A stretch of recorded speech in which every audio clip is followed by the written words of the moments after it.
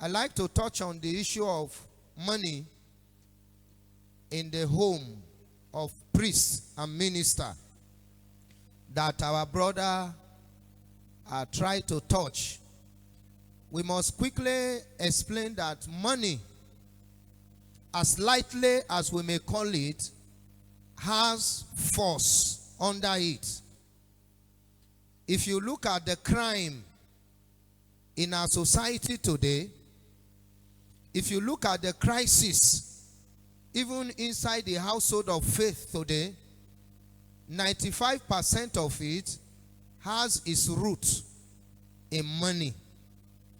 The Bible has a lot to talk about money, how we can make it number one, how we can manage it number two, for our growth in life and definition.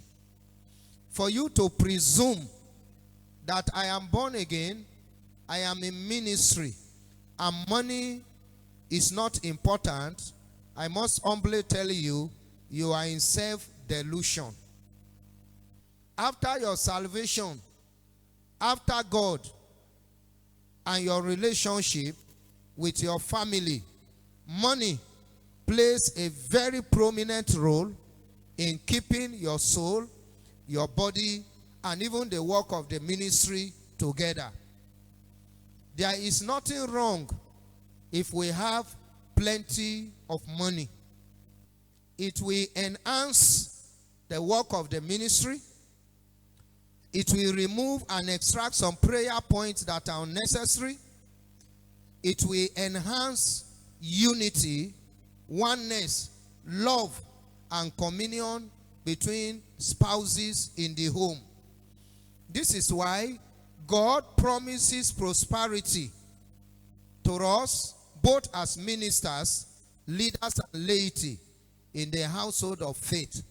I'm standing here to speak into your finances that this year, 2025, you will not be stranded. The Lord is going to bless you abundantly. And let me change your mindset that you are an ordained priest carrying a collar is not a license for you to be impoverished. God has not called you to slavery. He wants to prosper you. 3 John verse 2. Beloved, I wish above all things that thou mayest prosper and be in health. I am asking, I'm not an English student or specialist. I am asking, why that connection between prosperity and good health?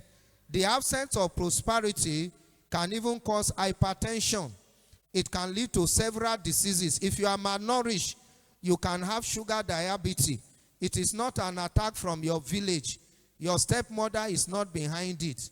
It is just because you have no resources to balance the chemistry of your system through good diet.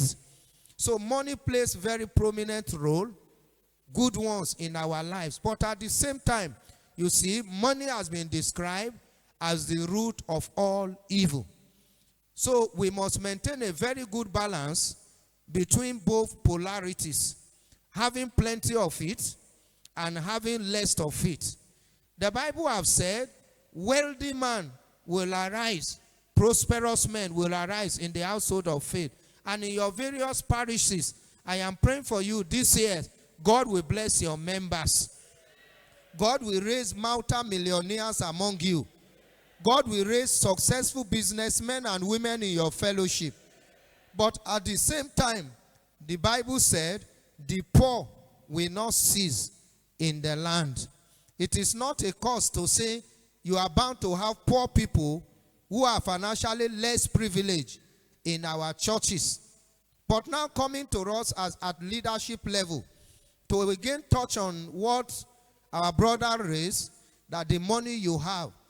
Now listen very carefully. The problem we have is not too much money or less money. The problem we have is financial literacy. Ability to make and manage money in marriage and ministry is the greatest challenge that we have. You will see a man that is earning 50,000, for example, in a month, married with 3 children, and they are happily enjoying the home, and you will see another person earning up to 500,000 naira, and there is chaos and crisis in the home. The problem is not the volume of money that is in your bank account. The problem is how you make and manage that money judiciously. So to address the question, which is very real to many of us, the principle of money management must be developed and evolved. When my brother was talking about declaration of money, please pay attention to my very glorious mothers in the house. Are we there now? It is not every money that comes to the home that is meant for spending at a go. If I have 500,000 naira in my account and I have financial literacy, the figure in my account is in 5 zeros. But the figure that is available for me to spend out of that money may not be more than 100,000. So on that premise, it is right for me to say the money I have is 100,000. Because you are running based on budget. You already knows that definitely by January after Christmas, you have 3 children. One is in Kwasu. You know the school fees already. The ones that are in college that is preparing to write JAM and WAEC, you know the school fees and the JAM fee and the WAEC fee already. And then the food you will need to eat from January till this ending of the month, you already know it. Then a wise financial manager will now extrapolate that money. You already have a tabulation, a table, agreed by the family. That's also percentage, maybe 20% of the income after we have removed our tithe is going to be for savings. You put it there. And that savings must remain there. Even if they put sword on your neck to cut it, it is not meant for bread and butter. It is specified for a purpose. So as far as it is concerned, in financial policy, don't count that one as part of your money.